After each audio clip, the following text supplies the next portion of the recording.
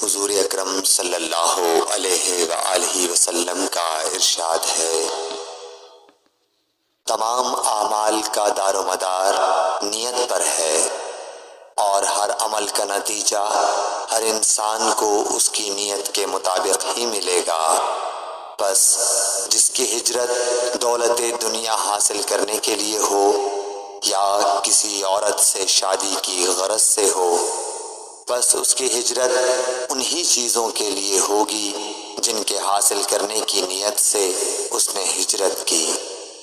صحیح بخاری حدیث نمبر 1۔ حضور اکرم صلی اللہ علیہ وآلہ وسلم نے فرمایا کہ وحی نازل ہوتے وقت کبھی مجھ کو گھنٹی کی سی آواز محسوس ہوتی ہے، اور وحی کی یہ کیفیت مجھ پر بہت شاق گزرتی ہے۔ جب یہ کیفیت ختم ہوتی ہے تو میرے دل و دماغ پر اس فرشتے کے ذریعے نازل شدہ وحی محفوظ ہو جاتی ہے، اور کسی وقت ایسا ہوتا ہے کہ فرشتہ بشکل انسان میرے پاس آتا ہے اور مجھ سے کلام کرتا ہے، بس میں اس کا کہا ہوا یاد رکھ لیتا ہوں۔ حضرت صلی اللہ علیہ وآلہ وسلم پر وحی کا ابتدائی دور اچھے سچے پاکیزہ خوابوں سے شروع ہوا۔ آپ خواب میں جو کچھ دیکھتے وہ صبح کی روشنی کی طرح صحیح اور سچا ثابت ہوتا۔ پھر من جانب قدرت آپ تنہائی پسند ہو گئے، اور آپ نے غار حرا میں خلوت نشینی اختیار فرمائی، اور کئی دن اور رات وہاں مسلسل عبادت اور یاد الہی و ذکر میں مشغول رہنے لگے۔ جب تک گھر آنے کو دل نہ چاہتا توشہ ہمراہ لیے ہوئے وہاں رہتے۔ توشہ ختم ہونے پر ہی اہلیہ محترمہ حضرت خدیجہ رضی اللہ تعالی عنہا کے پاس تشریف لاتے، اور کچھ توشہ ہمراہ لے کر پھر وہاں جا کر خلوت گزین ہو جاتے۔ یہی طریقہ جاری رہا یہاں تک کہ آپ پر حق منکشف ہو گیا، اور آپ غار حرا ہی میں قیام پذیر تھے کہ اچانک حضرت جبرائیل علیہ السلام آپ کے پاس حاضر ہوئے اور کہنے لگے کہ اے محمد پڑھو۔ آپ فرماتے ہیں کہ میں نے کہا کہ میں پڑھنا نہیں جانتا۔ آپ صلی اللہ علیہ وسلم فرماتے ہیں کہ فرشتے نے مجھے پکڑ کر اتنے زور سے بھینچا کہ میری طاقت جواب دے گئی۔ پھر مجھے چھوڑ کر کہا پڑھو۔ میں نے پھر وہی جواب دیا کہ میں پڑھا ہوا نہیں ہوں۔ اس فرشتے نے مجھ کو نہایت ہی زور سے بھینچا کہ مجھ کو سخت تکلیف محسوس ہوئی۔ پھر اس نے کہا کہ پڑھ۔ میں نے کہا میں پڑھا ہوا نہیں ہوں۔ فرشتے نے تیسری بار مجھ کو پکڑا اور تیسری مرتبہ پھر مجھ کو بھینچا، پھر مجھے چھوڑ دیا اور کہنے لگا کہ پڑھو اپنے رب کے نام کی مدد سے جس نے پیدا کیا اور انسان کو خون کی پھٹکی سے بنایا۔ پڑھو اور آپ کا رب بہت ہی مہربانیاں کرنے والا ہے۔ بس یہی آیتیں آپ حضرت جبرائیل علیہ السلام سے سن کر اس حال میں غار حرا سے واپس ہوئے کہ آپ کا دل اس انوکھے واقعے سے کانپ رہا تھا۔ آپ حضرت خدیجہ کے ہاں تشریف لائے اور فرمایا کہ مجھے کمبل اوڑھا دو، مجھے کمبل اوڑھا دو۔ لوگوں نے آپ کو کمبل اوڑھا دیا۔ جب آپ کا ڈر جاتا رہا تو آپ نے اپنی زوجہ محترمہ حضرت خدیجہ رضی اللہ تعالی عنہا کو تفصیل کے ساتھ یہ واقعہ سنایا، اور فرمانے لگے کہ مجھ کو اب اپنی جان کا خوف ہو گیا ہے۔ آپ کی اہلیہ محترمہ حضرت خدیجہ رضی اللہ تعالی عنہا نے آپ کی ڈھارس بندھائی اور کہا کہ آپ کا خیال صحیح نہیں ہے۔ اللہ کی قسم آپ کو اللہ کبھی رسوا نہیں کرے گا۔ آپ تو اخلاق فاضلہ کے مالک ہیں۔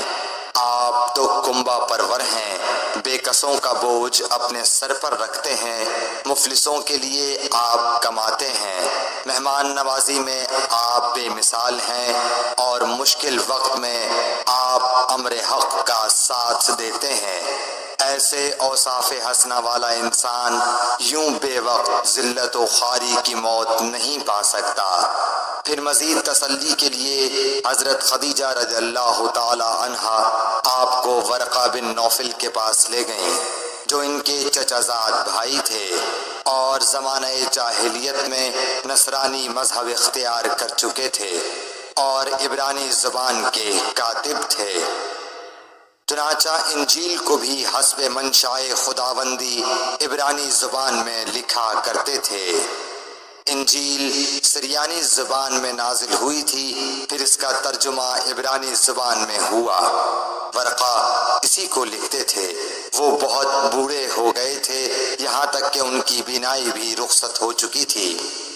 حضرت خدیجہ رضی اللہ تعالی عنہا نے ان کے سامنے آپ کے حالات بیان کیے اور کہا کہ اے چچا زاد بھائی، اپنے بھتیجے محمد صلی اللہ علیہ وسلم کی زبانی ذرا ان کی کیفیت سن لیجئے۔ وہ بولے کہ بھتیجے، آپ نے جو کچھ دیکھا ہے اس کی تفصیل سناؤ۔ چنانچہ آپ صلی اللہ علیہ وآلہ وسلم نے از اول تا آخر پورا واقعہ سنایا، جسے سن کر ورقہ بے اختیار ہو کر بول اٹھے کہ یہ تو وہی ناموس معزز رازدان فرشتہ ہے جسے اللہ نے حضرت موسیٰ علیہ السلام پر وحی دے کر بھیجا تھا۔ کاش میں آپ کے اس عہد نبوت کے شروع ہونے پر جواں عمر ہوتا، کاش میں اس وقت تک زندہ رہتا جبکہ آپ کی قوم آپ کو اس شہر سے نکال دے گی۔ رسول کریم صلی اللہ علیہ وآلہ وسلم نے یہ سن کر تعجب سے پوچھا کہ کیا وہ لوگ مجھ کو نکال دیں گے، حالانکہ میں تو ان میں صادق و امین و مقبول ہوں۔ ورقہ بولا، ہاں یہ سب کچھ سچ ہے، مگر جو شخص بھی آپ کی طرح امر حق لے کر آیا لوگ اس کے دشمن ہی ہو گئے ہیں۔ اگر مجھے آپ کی نبوت کا وہ زمانہ مل جائے تو میں آپ کی پوری مدد کروں گا، مگر ورقہ کچھ دنوں کے بعد انتقال کر گئے۔ پھر کچھ عرصے تک وحی کی آمد موقوف رہی۔ صحیح بخاری حدیث نمبر 3۔ حضور اکرم صلی اللہ علیہ وآلہ وسلم نے وحی کے رک جانے کے زمانے کے حالات بیان فرماتے ہوئے کہا کہ ایک روز میں چلا جا رہا تھا کہ اچانک میں نے آسمان کی طرف ایک آواز سنی اور میں نے اپنا سر آسمان کی طرف اٹھایا۔ کیا دیکھتا ہوں کہ وہی فرشتہ جو میرے پاس غار حرا میں آیا تھا وہ آسمان و زمین کے بیچ میں ایک کرسی پر بیٹھا ہوا ہے۔ میں اس سے ڈر گیا اور گھر آنے پر میں نے پھر کمبل اوڑھنے کی خواہش ظاہر کی۔ اس وقت اللہ پاک کی طرف سے یہ آیات نازل ہوئیں، اے لحاف اوڑھ کر لیٹنے والے، اٹھ کھڑا ہو اور لوگوں کو عذاب الہی سے ڈرا اور اپنے رب کی بڑائی بیان کر اور اپنے کپڑوں کو پاک صاف رکھ اور گندگی سے دور رہ۔ اس کے بعد وہی تیزی کے ساتھ پے در پے آنے لگی۔ صحیح بخاری حدیث نمبر 4۔ رسول اللہ صلی اللہ علیہ وآلہ وسلم نزول قرآن کے وقت بہت سختی محسوس فرمایا کرتے تھے، اور اس کی علامتوں میں سے ایک یہ تھی کہ یاد کرنے کے لیے آپ اپنے ہونٹوں کو ہلاتے تھے۔ ابن عباس رضی اللہ تعالیٰ عنہ نے کہا، میں اپنے ہونٹوں کو ہلاتا ہوں جس طرح آپ ہلاتے تھے۔ سعید کہتے ہیں، میں بھی اپنے ہونٹ ہلاتا ہوں جس طرح ابن عباس رضی اللہ تعالیٰ عنہ کو میں نے ہلاتے دیکھا۔ پھر انہوں نے اپنے ہونٹ ہلائے۔ ابن عباس رضی اللہ تعالیٰ عنہ نے کہا، پھر یہ آیت اتری کہ اے محمد، قرآن کو جلد جلد یاد کرنے کے لیے اپنی زبان نہ ہلاؤ، اس کا جمع کر دینا اور پڑھا دینا ہمارا ذمہ ہے۔ حضرت ابن عباس رضی اللہ تعالی عنہ کہتے ہیں یعنی قرآن آپ صلی اللہ علیہ وآلہ وسلم کے دل میں جما دینا اور پڑھا دینا ہمارے ذمے ہے، پھر جب ہم پڑھ چکے تو اس پڑھے ہوئے کی اتباع کرو۔ ابن عباس رضی اللہ تعالی عنہ فرماتے ہیں اس کا مطلب یہ ہے آپ اس کو خاموشی کے ساتھ سنتے رہو، اس کے بعد مطلب سمجھا دینا ہمارے ذمے ہے، پھر یقیناً یہ ہماری ذمہ داری ہے کہ آپ اس کو پڑھو یعنی اس کو محفوظ کر سکو۔ چنانچہ اس کے بعد جب آپ کے پاس حضرت جبرائیل علیہ السلام وحی لے کر آتے تو آپ توجہ سے سنتے، جب وہ چلے جاتے تو رسول اللہ صلی اللہ علیہ وسلم اس وحی کو اس طرح پڑھتے جس طرح حضرت جبرائیل علیہ السلام نے اسے پڑھا تھا۔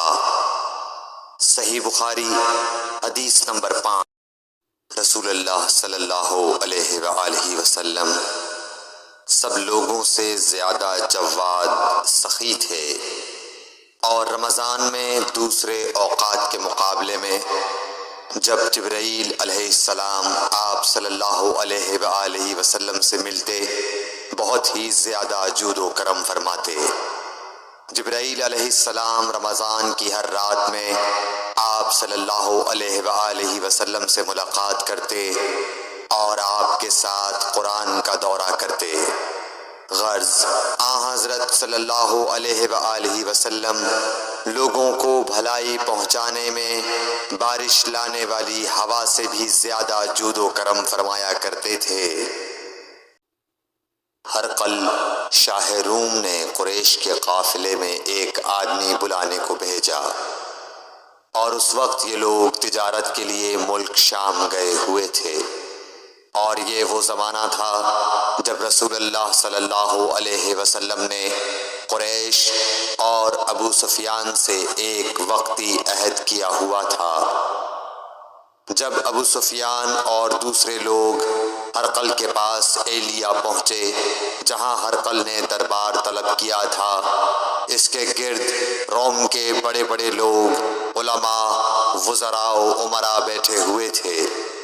ہرقل نے ان کو اور اپنے ترجمان کو بلوایا، پھر ان سے پوچھا کہ تم میں سے کون شخص مدعی رسالت کا زیادہ قریبی عزیز ہے؟ ابو سفیان کہتے ہیں کہ میں بول اٹھا کہ میں اس کا سب سے زیادہ قریبی رشتہ دار ہوں۔ یہ سن کر ہرقل نے حکم دیا کہ اس ابو سفیان کو میرے قریب لا کر بٹھاؤ اور اس کے ساتھیوں کو اس کی پیٹھ کے پیچھے بٹھا دو۔ پھر اپنے ترجمان سے کہا کہ ان لوگوں سے کہہ دو کہ میں ابو سفیان سے اس شخص یعنی محمد صلی اللہ علیہ وسلم کے حالات پوچھتا ہوں، اگر یہ مجھ سے کسی بات میں جھوٹ بول دے تو تم اس کا جھوٹ ظاہر کر دینا۔ ابو سفیان کا قول ہے کہ خدا کی قسم اگر مجھے یہ غیرت نہ آتی کہ یہ لوگ مجھ کو جھٹلائیں گے تو میں آپ صلی اللہ علیہ وسلم کی نسبت ضرور غلط گوئی سے کام لیتا۔ خیر، پہلی بات جو ہرقل نے مجھ سے پوچھی وہ یہ کہ اس شخص کا خاندان تم لوگوں میں کیسا ہے؟ میں نے کہا وہ تو بڑے اونچے عالی نسب والے ہیں۔ کہنے لگا اس سے پہلے بھی کسی نے تم لوگوں میں ایسی بات کہی تھی؟ میں نے کہا نہیں۔ کہنے لگا اچھا اس کے بڑوں میں کوئی بادشاہ ہوا ہے؟ میں نے کہا نہیں۔ پھر اس نے کہا بڑے لوگوں نے اس کی پیروی اختیار کی ہے یا کمزوروں نے؟ میں نے کہا نہیں، کمزوروں نے۔ پھر کہنے لگا اس کے تابعدار روز بڑھتے جاتے ہیں یا کوئی ساتھی پھر بھی جاتا ہے؟ میں نے کہا نہیں۔ کہنے لگا کیا اپنے اس دعوی نبوت سے پہلے کبھی کسی بھی موقع پر اس نے جھوٹ بولا ہے؟ میں نے کہا نہیں، اور اب ہماری اس سے صلح کی ایک مقررہ مدت ٹھہری ہوئی ہے، معلوم نہیں وہ اس میں کیا کرنے والا ہے۔ ابو سفیان کہتے ہیں میں اس بات کے سوا اور کوئی جھوٹ اس گفتگو میں شامل نہ کر سکا۔ ہرقل نے کہا کیا تمہاری اس سے کبھی لڑائی بھی ہوئی ہے؟ ہم نے کہا کہ ہاں۔ بولا پھر تمہاری اور اس کی جنگ کا کیا حال ہوتا ہے؟ میں نے کہا لڑائی ڈول کی طرح ہے، کبھی وہ ہم سے میدان جنگ جیت لیتے ہیں اور کبھی ہم ان سے جیت لیتے ہیں۔ ہرقل نے پوچھا وہ تمہیں کس بات کا حکم دیتا ہے؟ میں نے کہا وہ کہتا ہے کہ صرف ایک اللہ ہی کی عبادت کرو، اس کا کسی کو شریک نہ بناؤ اور اپنے باپ دادا کی شرک کی باتیں چھوڑ دو، اور ہمیں نماز پڑھنے، سچ بولنے، پرہیزگاری اور صلہ رحمی کا حکم دیتا ہے۔ یہ سب سن کر پھر ہرقل نے اپنے ترجمان سے کہا کہ ابو سفیان سے کہہ دے کہ میں نے تم سے اس کا نسب پوچھا تو تم نے کہا کہ وہ ہم سے عالی نسب ہے، اور پیغمبر اپنی قوم میں عالی نسب ہی بھیجے جایا کرتے ہیں۔ میں نے تم سے پوچھا کہ دعویٰ نبوت کی یہ بات تمہارے اندر اس سے پہلے کسی اور نے بھی کہی تھی تو تم نے جواب دیا کہ نہیں۔ تب میں نے اپنے دل میں کہا کہ اگر یہ بات اس سے پہلے کسی اور نے کہی ہوتی تو میں سمجھتا کہ اس شخص نے بھی اسی بات کی تقلید کی ہے جو پہلے کہی جا چکی ہے۔ میں نے تم سے پوچھا کہ اس کے بڑوں میں کوئی بادشاہ بھی گزرا ہے تو تم نے کہا کہ نہیں۔ تو میں نے دل میں کہا کہ ان کے بزرگوں میں سے کوئی بادشاہ ہوا ہوگا تو کہہ دوں گا کہ وہ شخص اس بہانے اپنے آباء و اجداد کی بادشاہت اور ان کا ملک دوبارہ حاصل کرنا چاہتا ہے۔ اور میں نے تم سے پوچھا کہ اس بات کے کہنے یعنی پیغمبری کا دعویٰ کرنے سے پہلے تم نے کبھی اس کو دروغ گوئی کا الزام لگایا ہے؟ تم نے کہا کہ نہیں۔ تو میں نے سمجھ لیا کہ جو شخص آدمیوں کے ساتھ دروغ گوئی سے بچے وہ اللہ کے بارے میں کیسے جھوٹی بات کہہ سکتا ہے۔ اور میں نے تم سے پوچھا کہ بڑے لوگ اس کے پیرو ہوتے ہیں یا کمزور آدمی؟ تم نے کہا کمزوروں نے اس کی اتباع کی ہے۔ تو دراصل یہی لوگ پیغمبروں کے متبعین ہوتے ہیں۔ اور میں نے تم سے پوچھا کہ اس کے ساتھی بڑھ رہے ہیں یا کم ہو رہے ہیں؟ تم نے کہا کہ وہ بڑھ رہے ہیں، اور ایمان کی کیفیت یہی ہوتی ہے حتیٰ کہ وہ کامل ہو جاتا ہے۔ اور میں نے تم سے پوچھا کہ آیا کوئی شخص اس کے دین سے ناخوش ہو کر مرتد بھی ہو جاتا ہے؟ تم نے کہا نہیں۔ تو ایمان کی خاصیت بھی یہی ہے، جن کے دلوں میں اس کی مسرت رچ بس جائے وہ اس سے لوٹا نہیں کرتے۔ اور میں نے تم سے پوچھا کہ آیا وہ کبھی عہد شکنی کرتے ہیں؟ تم نے کہا نہیں۔ پیغمبروں کا یہی حال ہوتا ہے، وہ عہد کی خلاف ورزی نہیں کرتے۔ اور میں نے تم سے کہا کہ وہ تم سے کس چیز کے لیے کہتے ہیں؟ تم نے کہا کہ وہ ہمیں حکم دیتے ہیں کہ اللہ کی عبادت کرو، اس کے ساتھ کسی کو شریک نہ ٹھہراؤ، اور تمہیں بتوں کی پرستش سے روکتے ہیں، سچ بولنے اور پرہیزگاری کا حکم دیتے ہیں۔ لہٰذا اگر یہ باتیں جو تم کہہ رہے ہو سچ ہیں تو عنقریب وہ اس جگہ کا مالک ہو جائے گا کہ جہاں میرے یہ دونوں پاؤں ہیں۔ مجھے معلوم تھا کہ وہ پیغمبر آنے والا ہے، مگر مجھے یہ معلوم نہیں تھا کہ وہ تمہارے اندر ہوگا۔ اگر میں جانتا کہ اس تک پہنچ سکوں گا تو اس سے ملنے کے لیے ہر تکلیف گوارا کرتا۔ اگر میں اس کے پاس ہوتا تو اس کے پاؤں دھوتا۔ ہرقل نے رسول اللہ صلی اللہ علیہ وسلم کا وہ خط منگایا جو آپ نے وحیہ کلبی رضی اللہ تعالیٰ عنہ کے ذریعے حاکم بصرہ کے پاس بھیجا تھا، اور اس نے وہ ہرقل کے پاس بھیج دیا تھا۔ پھر اس کو پڑھا تو اس میں لکھا تھا، اللہ کے نام کے ساتھ جو نہایت مہربان اور رحم والا ہے۔ اللہ کے بندے اور اس کے پیغمبر محمد صلی اللہ علیہ وسلم کی طرف سے یہ خط ہے شاہ روم کے لیے۔ اس شخص پر سلام ہو جو ہدایت کی پیروی کرے۔ اس کے بعد میں آپ کے سامنے دعوت اسلام پیش کرتا ہوں۔ اگر آپ اسلام لے آئیں گے تو دین و دنیا میں سلامتی نصیب ہوگی، اللہ آپ کو دوہرا ثواب دے گا، اور اگر آپ میری دعوت سے روگردانی کریں گے تو آپ کی رعایا کا گناہ بھی آپ ہی پر ہوگا۔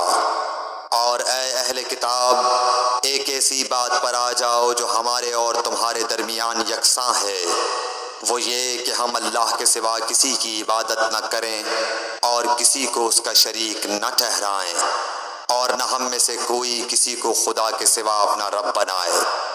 پھر اگر وہ اہل کتاب اس کتاب سے منہ پھیر لیں تو مسلمانوں تم ان سے کہہ دو کہ تم مانو یا نہ مانو، ہم ایک خدا کے اطاعت گزار ہیں۔ ابو سفیان کہتے ہیں جب ہرقل نے جو کچھ کہنا تھا کہہ دیا اور خط پڑھ کر فارغ ہوا تو اس کے ارد گرد بہت شور و غوغا ہوا، بہت سی آوازیں اٹھیں اور ہمیں باہر نکال دیا گیا۔ تب میں نے اپنے ساتھیوں سے کہا کہ ابو کبشہ کے بیٹے حضرت صلی اللہ علیہ وسلم کا معاملہ تو بہت بڑھ گیا، دیکھو تو اس سے بنی اصفر روم کا بادشاہ بھی ڈرتا ہے۔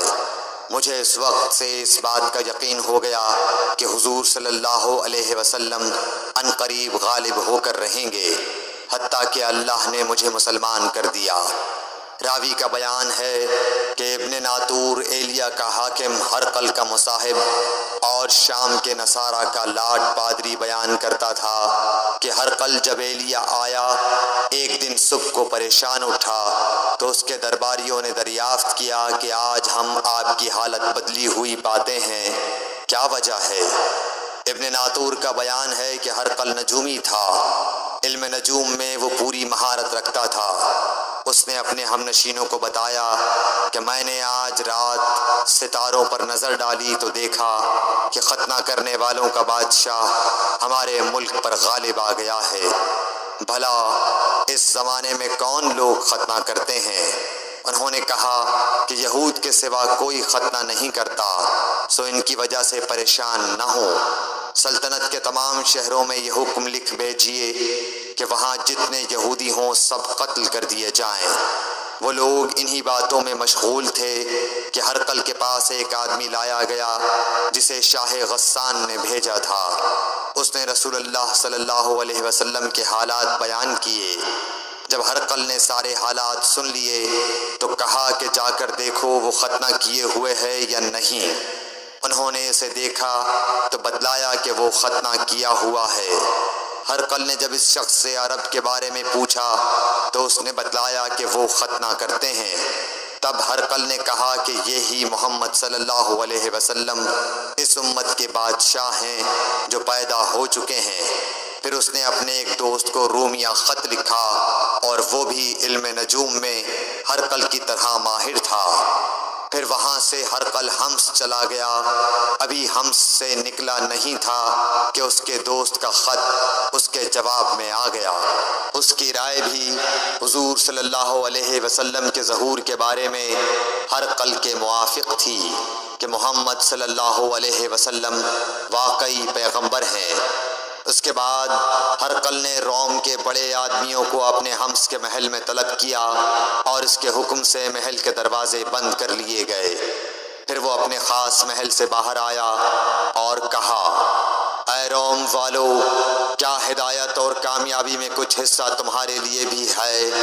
اگر تم اپنی سلطنت کی بقا چاہتے ہو تو پھر اس نبی صلی اللہ علیہ وسلم کی بیعت کر لو اور مسلمان ہو جاؤ۔